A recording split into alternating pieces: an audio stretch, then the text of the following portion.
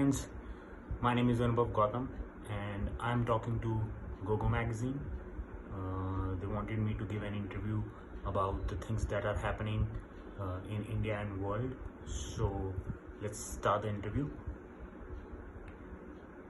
So the first question that I have received from this side is that when did you start doing bodybuilding professionally? See, I was going to gym when I was in school. So when I went to college, at that time I got into the professional side of it. Earlier it was just a hobby. So I competed for the first time in 2013 and probably I was in my third year of college. So now let's head towards the second question. Who has been your inspiration? Inspiration, there have been a lot of people who have inspired me. Like the first and foremost is Arnold Schwarzenegger. He was the one whose photo I saw in the gym for the first time. Then I saw Tom Platz, Vince Taylor, Dorian Yates. I was inspired by them a lot. My favorite bodybuilder as well.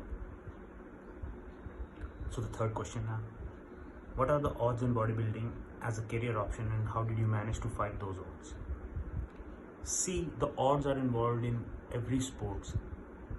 You don't get all the facilities and you have to fight the odds. Similarly in bodybuilding, yeah, I know that there are much more odds in bodybuilding than other sports, but they can be overcome with your sheer determination and hard work.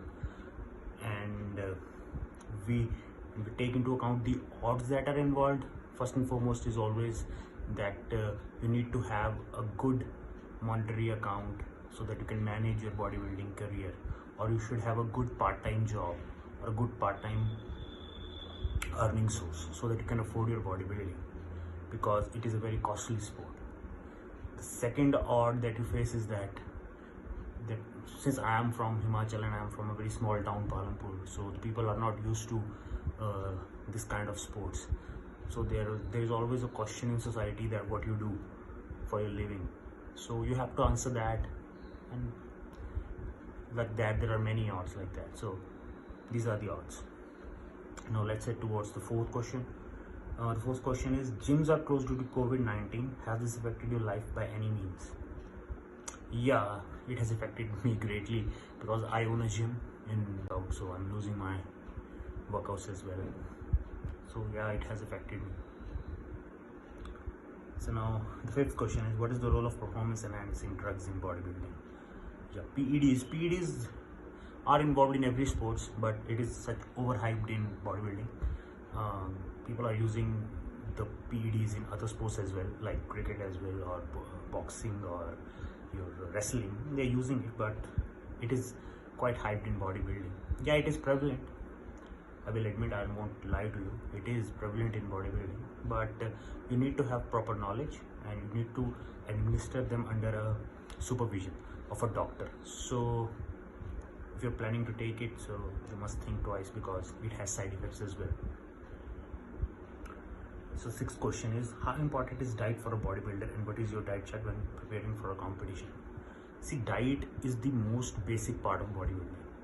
If you cannot follow a diet, no matter what you do, how much you work out, whatever supplements you take, you're not going to build muscle or you're not going to lose the fat.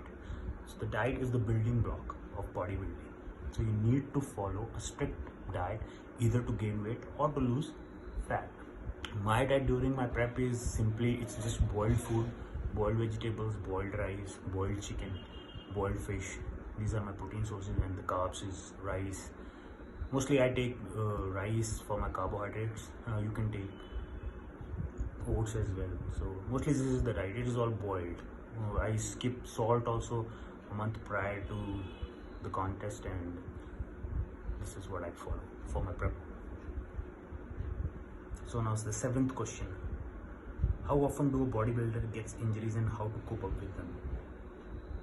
See, in this game, the injuries are part and parcel because you never know that when you're gonna pull your muscle or anything, any injury of the injury of any sort will happen. You don't know about it. Even I have had injuries. I broke my anterior cruciate ligament, ACL, while squatting. I was squatting around 230 kgs. So in between the set, I partially tore my ACL. So it took me around 6 months for the rehabilitation, but for that I was fine. So you need to be prepared mentally for injuries, and you don't need to get demotivated if you get injured.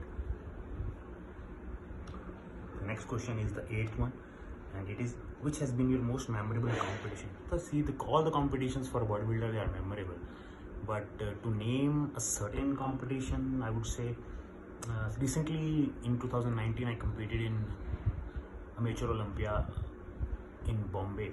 I got silver medal in classic physiques, so that's quite close to my heart, and I rate it as one of my best bodybuilding performances. So yeah, that one is my best performance. Now let's head towards the 9th question. How do you face your critics? See, the critics, what I do is that I take my criticism positively. I consider it constructive criticism, and whatever someone is saying, I try to follow that, and I try to improve myself on that. And if somebody is saying something and I don't pay heed towards it, and I just continue doing my work. So that's how I manage my critics. The 10th question now. How has life been on the other side of the gym? The other side of the gym, yeah, it has been quite a good life now. I needed this break because I have been into competitive sport from 2013. So I needed a bit time off from the gym and mingle with my family. And I'm quite enjoying the time right now. We are eating the meals together, because earlier when I was prepping, I used to eat my own meal and I had own timings. So now I'm eating 3 times a day with my family and spending a lot of good time. So I'm enjoying it. So the 11th one is, what advice would you like to give to the young bodybuilders? See, the only advice I would like to give to the young bodybuilders is that they need somebody to show them the path. They need a good coach, good educated coach, and they need to get educated themselves as well. They need to be in touch with what's happening in the bodybuilding and what all things are involved in it. And the most important is that they need a good coach. So spending money on a coach is far better than just spending money on supplements and all that stuff. That's what the advice to the youngsters. So now the last question is, how's life in quarantine? Yeah, the life in quarantine is like a little bit chill, because I'm doing my hobbies as well now. I'm painting, I'm sketching stuff, and then I'm playing badminton as well for my pastime. Then I'm spending time with my family, and just it's going nice. So yeah, these were the questions. I hope I have answered all of them, and you found it satisfactory. Thank you so much.